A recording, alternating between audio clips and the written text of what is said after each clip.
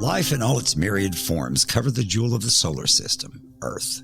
The planet we call home boasts an amazing array of flora and fauna, with the dominant species, us, perched atop the global food chain.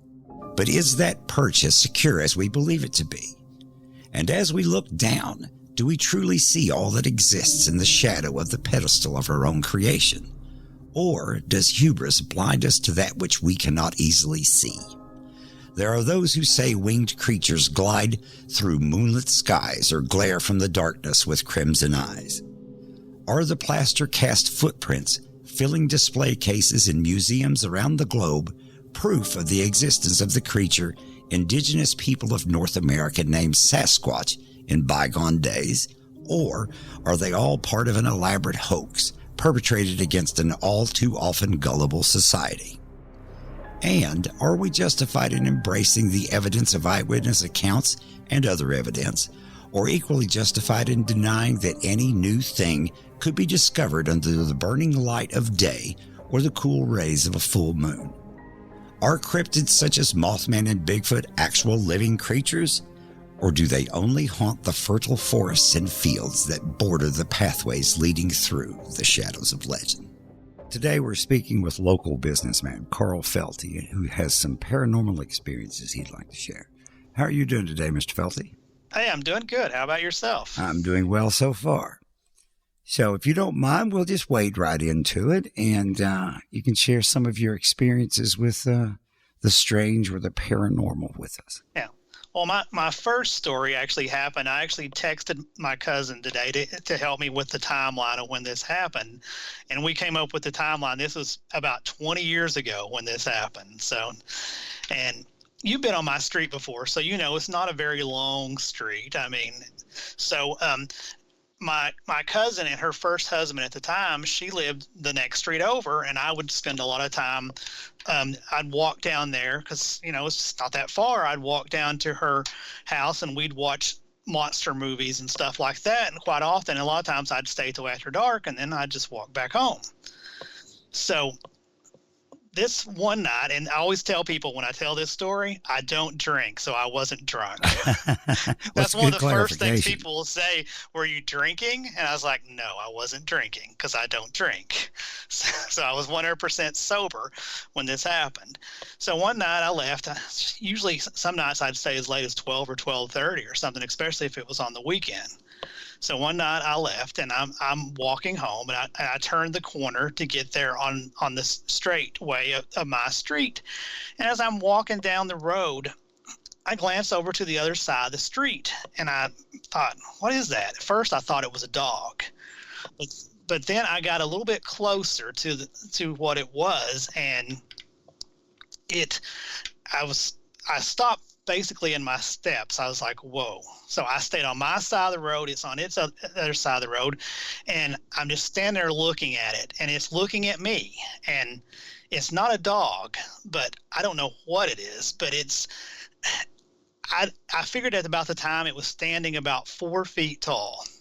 And it's during the winter as well. So it's chilly outside, and it is breathing really, really loud. And there's like also foam coming out of its mouth.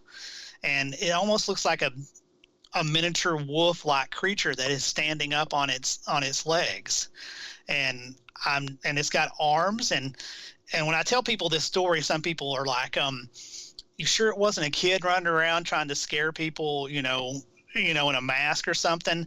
I'm like, no kid has that type of money or time to buy a mask or something that looked this real. So yes, because most masks are actually quite obvious that they are masks. Yeah, exactly. And so as I'm thinking, what do I do? Do I turn around and go back? So I stay as far on my side of the road as I can and start slowly walking up the road. And so I'm walking up the road, and this is actually, since this is about 20 years ago, I actually didn't have a cell phone at the time. So there's no photography proof or anything, which I don't know if I'd have wanted to take a flash photography at something strange staring at me. Anyway. Right, that might actually escalate a bad situation. Yeah, I may not be sharing this story right now. I could have been mauled to It's death or true. something. I don't know. So as I walk closer, I keep my eyes on it, and I go into the person's across the street's yard to get farther away. But I watch, and it honestly stares at me the entire time as I'm walking down the road.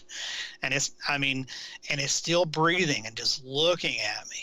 And so I slowly walk down the road and thinking, okay, I'm just not going to do this quickly or anything, and because I'm sitting there thinking, I know I'm not dreaming. I'm awake. I've not watched too many monster movies over the years, and so I just keep walking down the road. And the whole time I'm walking down my straight road, I'm looking back at it, and it turns its head a little bit and everything, and it doesn't move much. And so I finally make it home, and so at that time, I decide to, grab a camera, and which probably wasn't the best idea ever, and run back outside.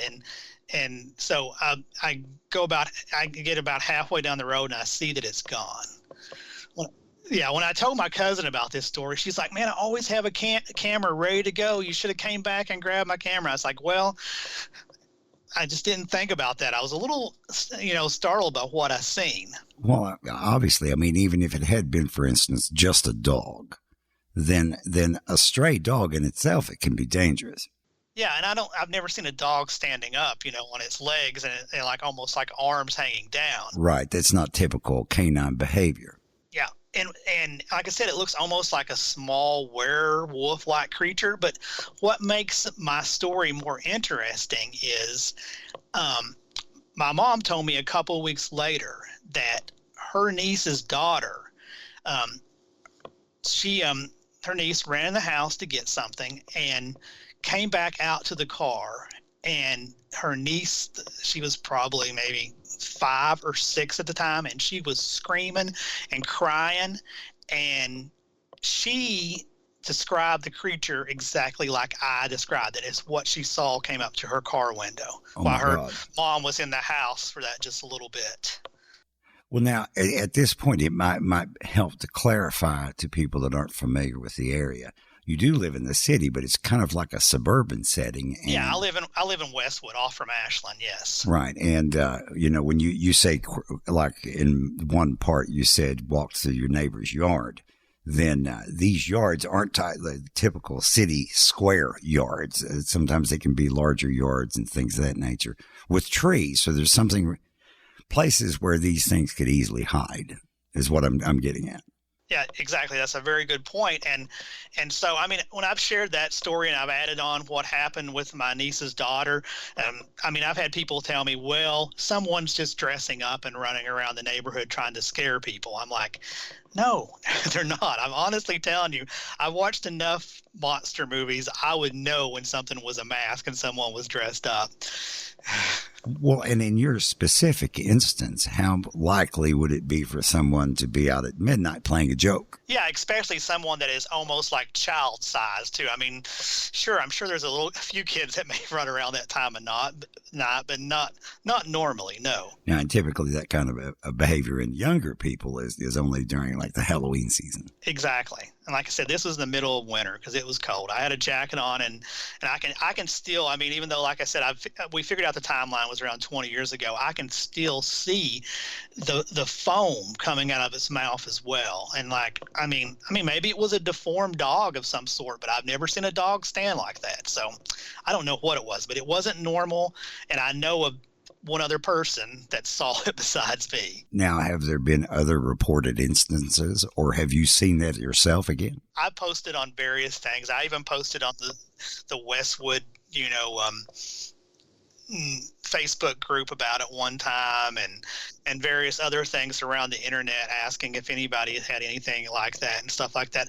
I actually talked to I actually didn't talk about it. They did this one podcast was taking submissions, so I submitted my story, and they talked about it in their podcast a little bit about what I'd seen and dealt with. But unfortunately, I haven't seen anybody said anything else like it.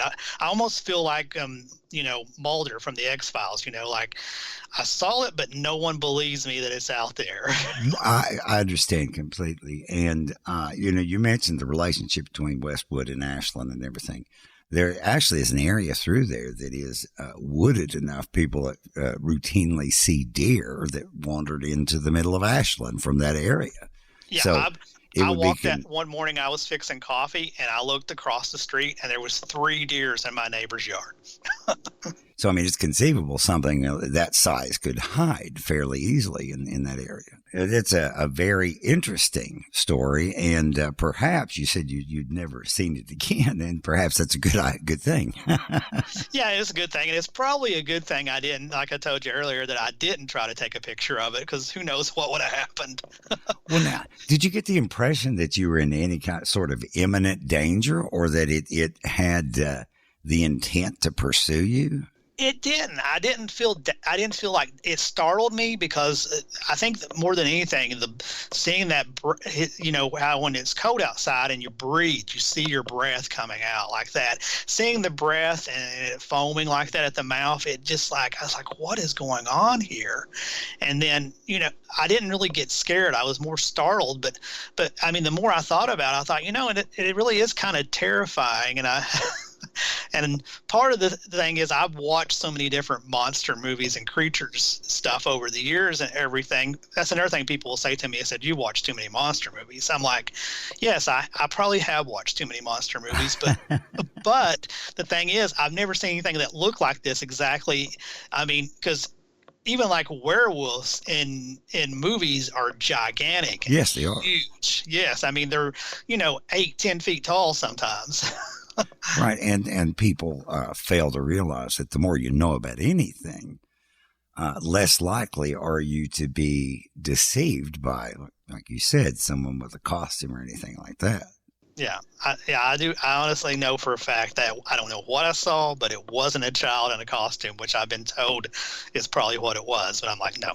But now you're convinced that it was some sort of physical creature. I am 100% sure. I mean, I don't know. I mean, I've thought, with the way, with the way we've have chemicals in the air and everything. I mean, it could be something that's mutated. I don't know. That's a possibility. Yes, it is.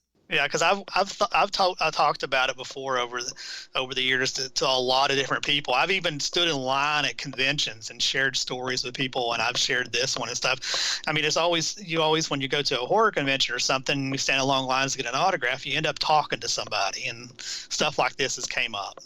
Now, have you had a chance to discuss this with professional cryptid hunters? I have not, unfortunately. I would like to do that one day if the chance ever came up. So, stepping away from this for a little bit, what other sort of strange and paranormal instances do you have to report? One time, this one I didn't experience myself, but one time, me and my parents and my aunt and uncle went to the Ohio State reformatory prison and toured it. And one of the rooms we went in that just had a chair in it. People had reported lots of activity in that room, including even a strong smell of perfume in that room. And I was doing a lot of video recording and stuff like that. I've actually put up a couple of small YouTube videos on my YouTube channel of some of the footage I recorded there. But my mom at the time, even before she saw what it was, so she didn't even get it in her head that was there. Before she read the description about the room, she said that she smelled perfume really strong at the time, and she said she could really smell it, and she hadn't read the sign yet. And then she thought we was all, what makes it more interesting, she said she really, even to this day, I think she still thinks that. She thinks we was all just kidding with her, that we smelled it too. But no, none of the rest of us smelled it in the group except her. So I'm like, Mom, you just had a paranormal experience. And she's like, no, you all are just messing with me. You smelled it too. I'm like, no, we did not. Well, that's a typical thing. a lot of people I've discussed this with, the initial response is disbelief. And when someone actually does get around to reporting it, usually they lead with, I don't want you to think I'm crazy, but this happened. The Ohio State Reformatory, they've had a lot of people experience things there. And that, for people that don't know, that is also where a lot of the Shawshank Redemption was filmed. Oh, I didn't know that. And that, yeah, and I didn't experience anything personally, but you could feel the creepiness in that place, especially the chapel part of the prison. I mean, it just had that feeling of, creepiness, and where people had committed suicide and various things that happened in that prison. I forgot what. I think maybe if I remember correctly, it was shut down in 1990. Well, I mean, they say in any area that has a lot of powerfully charged emotions charges that area with a certain amount of energy. Mm-hmm. And a prison where you may have someone in there, anything from multiple murders or anything along that line, it would definitely be some violent energy. And again, you say that you walked in and felt like it's overpowering creepiness. Well, you may have been picking up on a lot of that stored energy. That's a very good point. I could have. But I actually want to go back there again one of these days, because it's an interesting thing to tour. Now, have you had any other similar experiences to that in any other location? I have not, actually. Those are the only two. I mean, I've been to a lot of creepy places and stuff like that, but the only two experiences I've had is just that mild thing at the reformatory, and which is actually located in Mansfield, Ohio, if no one knows. And of course, my werewolf-like creature that still is 20 years later is still so vivid in my mind. I can still just see him standing there. Well, obviously, it made an extreme impact. And would you care to hazard a guess on, now that you've had all these years to reflect, on what you actually think it was? I've thought about that a lot, but we know, well, at least we assume werewolves like that don't exist. But I mean, I kept thinking, and also another thing that made me think it wasn't a dog is the way the mouth and the nose was on the creature. It was the way it was coming out longer, like than that you normally see on a dog. That's interesting, and an interesting description. I could also see its teeth too, and the teeth, they almost looked jagged, like a lot of them had been broke off too. I forgot to mention that earlier. And you say that it didn't pursue you or anything, or seem inclined to follow you? No, it just looked at me the entire time. It was like we kept eye contact with each other. I almost believe as long as we could, till I reached that part on my road where I could not see it anymore. So actually you walked out of basically its field of vision as well. Yes, exactly, till it was completely gone and I just couldn't see it. Because the street, it's like when you come on my street, it's the first street you see there on the right to turn down. So it's almost at the very end of my road is where it is. Because as soon as I went off that street, I was like, boom, what is that? Well, let me ask you another question here. A lot of times with canines especially, you can look at a canine and tell, even a larger canine, if it's still what would qualify as a juvenile, a puppy. So did this creature seem to be a juvenile, or did it seem to be, we give you the impression that it was an adult representation? I think the adult representation, the fact too that the teeth was in such a bad shape that I forgot to mention earlier. I mean, and I also didn't mention the colors. It was kind of of course it was after dark, so it was hard to get the details of the colors, but it was a brownish color. Now, would it be possible? Now you're describing it as canine-like, but saying that it wasn't a dog. Would it be possible, do you think, that it was some other form of cryptid? That's what I think, since I can't think of anything that I've ever seen that looks close to it.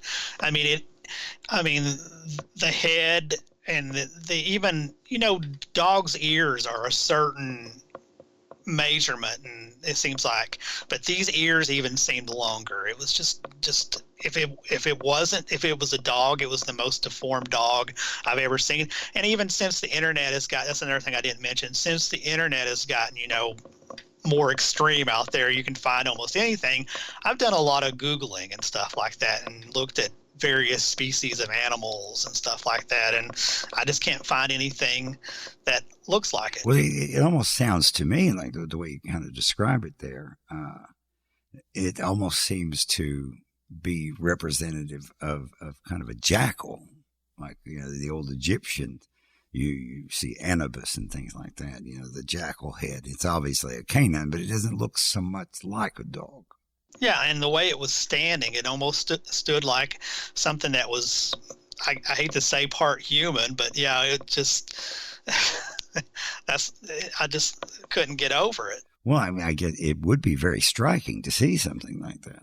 And the reason I asked if it possibly could have been a different type of cryptid, because, for instance, there's a school of thought in the community that researches Sasquatch that all of them are related, but for instance, the skunk ape is not as large as Sasquatch in Northern California. Yeah, correct. Yeah. So, but they're all interrelated. That's the reason I thought maybe, possibly it could have been another cryptid. Because you see something that popular culture would dictate that if you see something odd like that looks canine, you'll go to werewolf. That'd be your first thing. Yeah, that was obviously my first thought. It looks like a small werewolf, but we know there's no werewolves out there. But that's my impression I got. Now, have there been any other? I know you said you didn't have any, but in your area, general area there, have you heard of any other strange sightings that might have mimicked your own? I haven't. I don't know if there has been any, but I mean, what little bit I've asked around the area, I haven't heard anybody say anything. I haven't tried again in a few years. I should, hit people up again on various Westwood community groups and stuff like that again, and see and tell my story again. Actually, when you post this, I will mention this and ask if anybody else has had an experience. Excellent. And that would be good, because I would actually like to talk to people that have had other experiences. And a lot of times people are hesitant to share experiences like this because they don't want to be thought of as, for lack of a better word, crazy. Yeah. See, that's the difference. It doesn't bother me when people say, oh, you watch too many horror movies, or I don't believe you, it was a kid or something. I know what I saw. I mean, if someone wants to not agree with what I saw or think it wasn't a real animal and it was a person, I'm okay with that. That's just, I don't get upset if you laugh at my story or whatever, which I've had my own brother laughed at me and said, you watch too many horror movies. I'm like, that's okay. Well, now, in your opinion, what do you think most the attraction of the paranormal and the strange and the out of the ordinary is to most people? I just think it's the fact that a lot of people don't believe in any of that stuff like that exists, doesn't believe in any experiences like that. So I think that draw the people that's really into it, that go on ghost hunts and stuff like that. I think people like to prove other people wrong and stuff like that too. Well, I had actually had a paranormal investigator say the exact same thing to me. He said, I want proof. He's been gathering evidence for 20 years. He said, but I want proof. It's what drives him. He wants to be able to prove to people that ghosts are real. Yeah, and just like the Conjuring movies, how popular they have been. People's been drawn and they've become major hits on just low budget films. Well, it goes all the way back to the Blair Witch Project. Remember, that was actually very low budget, but the movie did phenomenally well. People were drawn to that type of thing. And it was interesting and different, but now people have used that type of film and stuff like that, where it's run its course now. Right, it has. I mean, I mentioned it from the standpoint that people were wanting to, experience that. So even a movie made on a lower budget had an audience. What was great about the Blair Witch too is the fact that they used their real names, and it made a lot of people think it was a true story, which got them even more buzz. Yes. Oh, definitely. Yeah. But now, of course, there's There's a difference between, for instance, a fictionalized account of anything and someone saying that they actually had an experience. There's a world of difference between those two things. Yeah. But the two aren't mutually exclusive. A person can enjoy a good story. I've discussed with several people, proof is a difficult thing to come up with, because you'll never find anything that everyone will consider to be empirical evidence of something like ghosts or Sasquatch or even werewolves until we have a family of Sasquatch living in a zoo. Exactly. There's always going to be that one person that, if you have your evidence, they'll come back with why your evidence is fake. Exactly. And in the age of things like Photoshop and numerous video and audio editing softwares, then there's a precedent for that. It could be fake. But it's like, there's been numerous videos of alien autopsies, for instance. And some people believe these things completely, and other people don't know it's obviously fake. So it's difficult to come up with proof that everyone will accept. Yeah, which I don't think will ever happen. Like you said, until we have a family living in a zoo or something. And at one time, people don't realize that at one time elephants were thought to be mythical creatures. Well, it's been hundreds and hundreds of years ago. But what always got me, though, is that these tales they mirror each other. And they predate any kind of widespread communication. It's like back before the first wooden ship sailed across, the Atlantic Ocean. People in California were talking about Sasquatch. And people in the Himalayas were talking about the Yeti. And other than coloration and habits, these are essentially the same creature. Yeah, of course, like in our not real close area, but we all know about the Mothman. Yes, exactly. I mean, it's just right up in Point Pleasant. So what would you say to people that experiencing something strange? I would say don't be afraid to share your story, because there's other people out there that's had, experiences that are strange, and a lot of people may laugh at you, but there's people that wants to hear your story. So don't care if someone laughs at you. I mean, just feel free to share it. I mean, there's people that will want to hear it. I mean, there's so much stuff out there on the internet with this stuff that people, there's built websites and like you're doing your podcast and stuff like that. So I would say just tell your story, because I want to hear it too. Well, see, I would agree with that assessment and that advice, because if you don't share it, you never know who's experienced the same thing you have. Yeah, that's always my hope, is I'll run into someone else that's maybe experienced this wolf-like looking creature. And this is a question that you have had for obviously 20 years, and you may have for another 20 years, until someone says, yes, I saw something similar to that, and then you compare stories and maybe come up with some sort of resolution. Yep. I appreciate you taking the time to be on the podcast. I really enjoyed it. Thanks for having me. And hopefully you can be back on again here very soon. This is Charles Romans, and on behalf of myself and our guests, thank you for joining us on this walk through the shadows of legend. If you like what you heard, please follow us and visit our website at shadowsoflegend.com and support our Patreon page to help keep the content flowing. And if you would like to be a guest and share your own brush with a stranger paranormal, don't hesitate to email us and include a contact number. The strange and surreal, the normal and the paranormal are all aspects of the world in which we live. As you reflect upon the stories we have shared, keep in mind that the people sharing these stories are actual, real people just like us. Were the stories shared compelling enough to be given credibility, or should they be relegated to the deeper part of the shadows?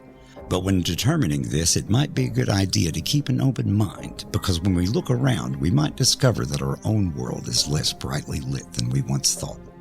Until next time, I'll be waiting for you in the shadows of legend.